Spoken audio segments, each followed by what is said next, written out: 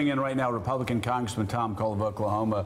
Congressman, I'm sure a lot of people around the table are going to be having questions about gun safety. I want to start, though, with a basic question that's something I didn't know about, and apparently some members on the Hill didn't know about, and that's these bump fire stock gadgets that you can buy online for $40 that turn a semi-automatic weapon into a weapon that acts at least like an automatic weapon. Were you familiar with bump fire stocks? No, I wasn't. And do you think that Congress should look into that to see if perhaps they should be outlawed?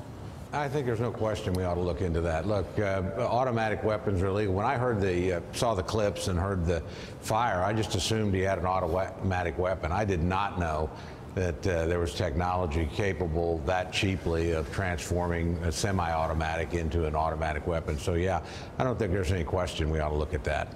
Congressman, it's Willie Geist.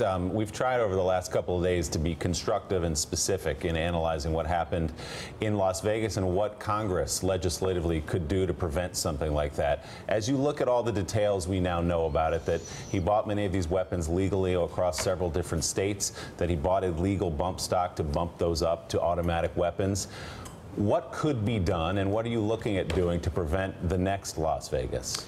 Well, I think the bump stock issue is something we ought to look at, although people that know weapons better than I do tell me that there's relatively simple things that you could do in terms of yourself that they wouldn't have the same effect, but would certainly be horrific. So this is something we need to look at. In terms of the crime itself, from what I know, and the investigation's still underway, it's just mystifying. I mean, there weren't the signs here that you would normally see in terms of a disturbed personality, in terms of a past criminal record, some troubled history. There doesn't seem to have been personal circumstances that drove him over the edge, and it is an act of unspeakable evil, and but it's not one that I've heard any convincing explanation as to how it happened, or much in the way of what we could do to stop it. I mean, the response was terrific.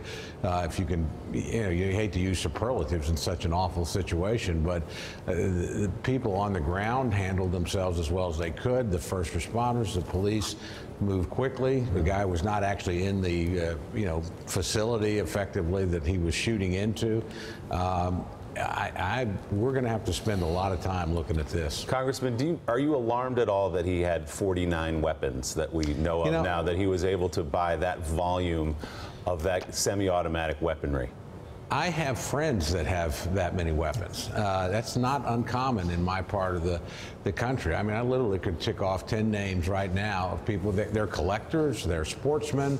This is something they do. They're not a threat to anybody, quite the opposite. They're some of the most solid citizens in my state. So that doesn't surprise me. So do you, Congressman, then think this is just the price of doing business then, to protect the Second Amendment? I'm not going to be that dismissive, but yeah, I am very fierce about protecting the Second Amendment. And again, I know most of the people that own these weapons, I mean like 99.99%, aren't a threat to anybody. So to me, again, look, I'm from a state and was in public office where we lost almost 3 times as many people with a guy using fertilizer and a truck. So you can turn almost anything into a weapon of mass destruction if the evil intent is there to do it. That doesn't mean we shouldn't do what we can to minimize this. We must. But I can't give you an easy or quick answer. So some of your colleagues on this show yesterday on the Democratic side of the aisle said this again is a wake-up call that a civilian doesn't need an AR-15 or a semi-automatic rifle. I assume you'd be against banning that kind of weapon? I would. There's millions of them in circulation. When they're used appropriately, they're not dangerous. They're obviously they weapons, have been dangerous for some, Congressman. Well, again, so are trucks driving into crowds. But so again, I don't see that as the obvious answer, and I don't think it would change. We have 300 million guns in circulation legally now. You're going to go back and reclaim them all? I think there's not an easy legislative fix here, and I think people that suggest there is, are not very persuasive in that regard. So what do you recommend, Congressman? Is there anything you can come up with? Because a lot of people will listen to you this morning and say, well, here's another Republican throwing up his hands in the wake of another mass killing in this country and saying there's nothing we can do about it. What do you suggest in terms of preventing the next one? Well, the number one thing would be, and Congress has actually done some things in the last 2 years on this, is mental health money, although this guy doesn't look like he would have been. Yeah, absolutely.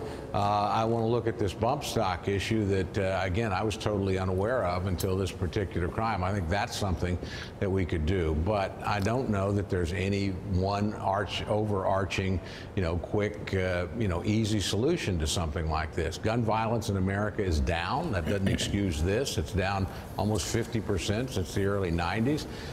So it's not, it's a question of culture and mental health as much as it is of weaponry. All right, Congressman Tom Cole. Thank you, Congressman. We appreciate you Thank you. coming on See you. today. Thanks for checking out MSNBC on YouTube, and make sure you subscribe to stay up to date on the day's biggest stories. And you can click on any of the videos around us to watch more from Morning Joe and MSNBC. Thanks so much for watching.